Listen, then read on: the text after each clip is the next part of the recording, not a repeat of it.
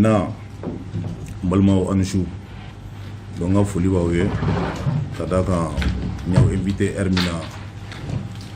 voilà su ga janfa doni mais ni ay mbaw wole fana akara kune kama o kunte dore mun kan ci arabi ka foko président de la transition bandao ani Mokhtar Wane donc ku walan seme o walan seme donc nana bi ka wole ka fayona ka fo walan seme nu kante informa kuna foni min do kuna foni sebentiale ne do kuna foni sebentiale ne do wala ci do nda kana ka kuma fe ka hakli sigi ka ira ka fo o walan seme o tina ke ko jugore me kunjumena ni walan seme kera e akara to di fana donc walan seme akara bi octobre kalo donc mai kalo aketo mai kalo le mugan woro donc akara monsieur Goodluck Jonathan Nyana no ye Nigeria président kroy CEDEAO ga chidendo afana naka mo ko mi ñon fe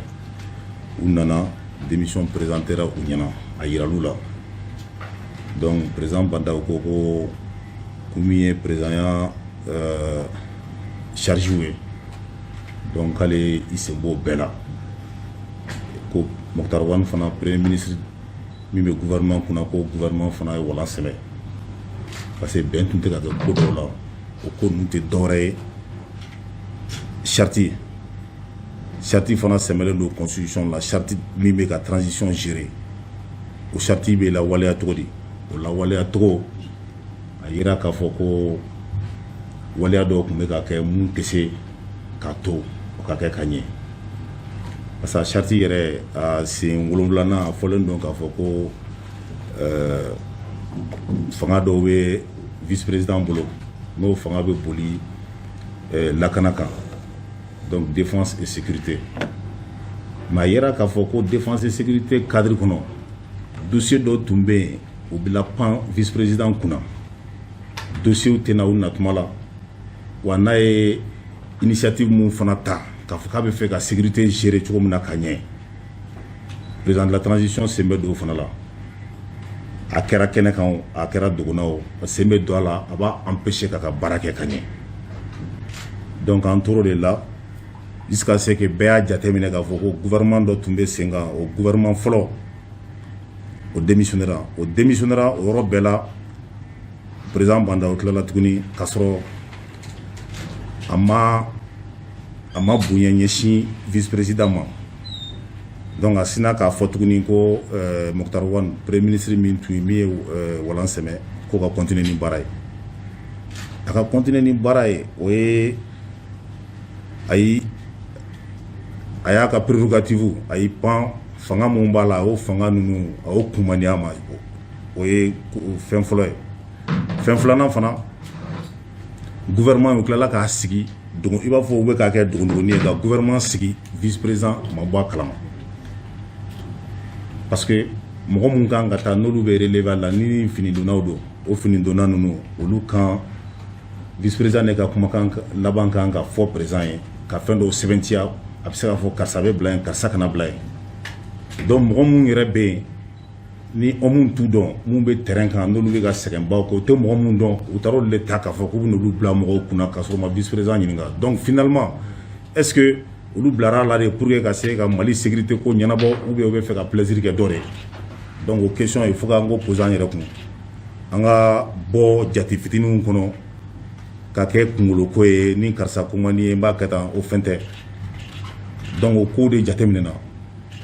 k'a fɔ ko vice président tun bɛ ka dɛsɛ k'a ka baara kɛ a bloquelen don sira bɛɛ fɛ a mana fɔ cogo cogo u b'a essayer ka a ka fanga kumaniya ma ka tila fana ka gɛrɛntɛ dɔ kɛ a ka baara tɛ se ka sira sɔrɔ cogo min na alors que baara in bɛ porter fɛn min kan o ye sécurité de fɛn min don ça se paye cash min kan ka kɛ o bɛ kɛ de n'a sɔrɔ k'a fɔ sisan ko laɲini bɛ ka kɛ ka minɛn di voilà kɛlɛkɛdenw ma ka sécurité ni fɛnw basigi n'olu ma kɛ sisan ne minɛn t'u bolo mɔgɔ bololankolon bɛ se ka lakana sabatiya donc o n'a ɲɔgɔnna ninnu balimaw n b'o ɲɛfɔ aw ɲɛna pour que aw ka se k'a faamuya gɛrɛntɛ mun bɛɛ tun bɛ yen bon n'an tor'o la tan sisan fana k'a fɔ k'ale min ye finitigiw jigi ye ale tɛ ka se k'a ka baara kɛ finalement mɔgɔ minnu bɛ kɔ n'olu ye homme ye olu bɛ démoraliser donc ka engagement bɛ dɔgɔya donc kun t'o la mɔgɔ si tɛ Mali sanfɛ ne hakili la donc o de kosɔn et puis n'o an tun tor'o sira fɛ fana bonya fana tun tɛna kɛ kow la tuguni i bɛna ye k'a fɔ kɔfɛmɔgɔw tɛ ɲɛfɛmɔgɔw bonya parce que min ka di min ka hakɛ kan ka waleya o ka hakɛ tɛ waleya parce que ni fɛn min tɛ i bɛ se k'o di yan mɔgɔ min bɛ k'a ɲini k'a di aw bɛ k'o bali k'a ka baara kɛ donc o bɛɛ la o kɔrɔ k'a fɔ sɔrɔsiya dun na ni commandement tɛ yen o kɔrɔ ko sɔrɔsiya tɛ yen dɛ parce que f'i k'i muɲu min b'i ɲɛ k'o dɔn min fana b'i kɔ o fana k'i dɔn donc an ka laɲini ye ka o fɛnw de sinsin pour que armée ka bɛɛ b'a fɔ Mali armée donc pour que an ka se ka avancer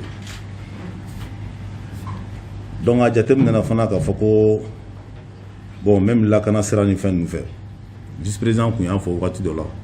réunion ba min bɛ n'a bɛ fɔ ko conseil de défense a kun y'a ye k'a fɔ a kumaw cayara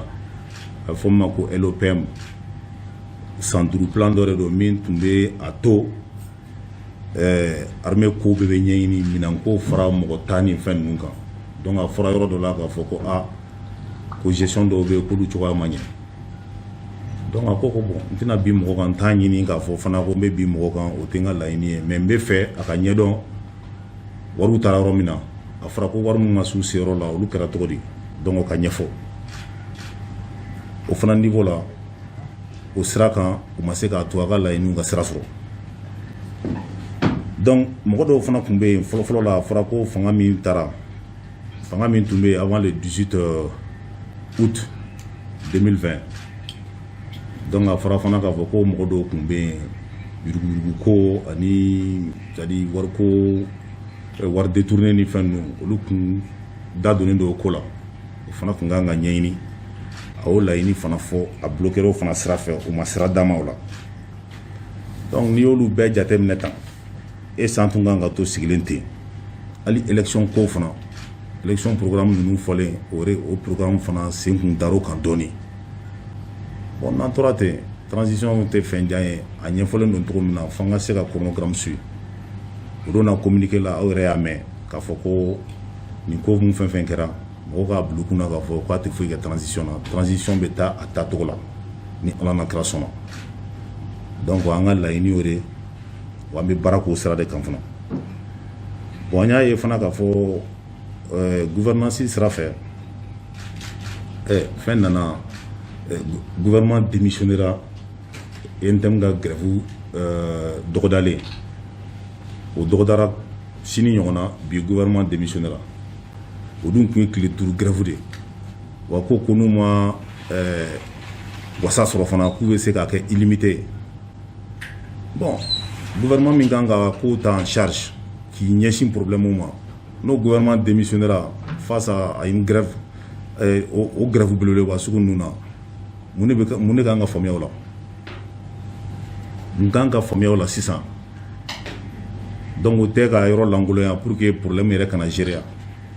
o bɛ gérer Mali économie kan a bɛ fɛn bɛɛ empêcher bon a bɛ ka ɲinɛ mun fana kɔ ça a des conséquences sécuritaires parce que sécurité fana bɛ alimenter voie mun fɛ an bɛ bolifɛn mun ye taa ni ka segin ni fɛnw na fɛn mun bɛ bɔ port la ka na sécurité fana ka équipement bɛ se ka na o fɛ donc n'a fɔra ko équipement bɛ na grève bɛ ka kɛ dɔnɲɛw sen b'a la bɛɛ sen b'a la yɔrɔw bloquélen don aw b'a fɛ cogo di an mago bɛ fɛn mun na an k'u sɔrɔ u sɔrɔ tuma la pour que ka se ka baara kɛ ni wasa ye et puis ka population lakana donc o fana la a b'an bɛɛ pousser an ka hakili jagabɔ kɛ an k'an miiri k'a fɔ ko mun tun bɛ sen na mɔgɔ b'i yɛrɛ ɲininka finalement u tun bɛ Mali ko de la u bɛ mun wɛrɛ ko la bon a yera fana k'a fɔ ko même Moctar Wane na a tun bɛ jamana gérer cogo min na o gestion fana tun man di mɔgɔw ye parce que a fɔra ko kɛrɛfɛmɔgɔw ka ko o tun b'a la donc kɛrɛfɛmɔgɔ ko ni fɛn ninnu i b'a fɔ k'a kɛ kunkolo ko ye bon ministre fana n'u bɛna don baara la sisan a bɛ fɔ fɛn dɔ ma séminaire gouvernemental k'a yir'u la k'a fɔ i ka baara cadre ye nin ye donc i b'a fɔ an bɛ mun fɔ sɔrɔ les limites gauche et droite fɛn caman bɛ yen i bɛ se k'a dɔn i ka baara bɛ cogo min na a kan ka yiriwa cogo min na donc o ma kɛ wa ministre dɔw fana y'a yira fana k'a ko ma diya olu ye bon a dun dɔnna a yira fana k'a fɔ k'u jo b'a la parce que u ka hakɛ de tun don donc n'i y'o ko ninnu jateminɛ sisan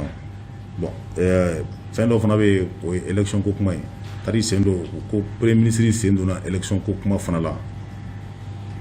administration territoriale c'est vrai o bɛ dépend primature la mais o de ka prérogative don pour que k'a gérer a ka interférer o la i b'a fɔ k'i sen don fɛn na i man k'i sen don min na i kɛra cogo cogo a kun sen bɛ se ka don a la taalen ɲɛfɛ mais wagati dɔw bɛ yen i man k'i sen don o la parce que mun b'a dɔn olu de kan ka baara kɛ ka tila ka taa d'i ma donc o fana o jateminɛra donc point laban bɛ se ka kɛ mun ye sisan o ye mɔgɔ mun minɛlen don olu ka libération donc an b'a fɔ a ɲɛna k'a fɔ u yɛrɛ ka lakana kosɔn jamana lakana kosɔn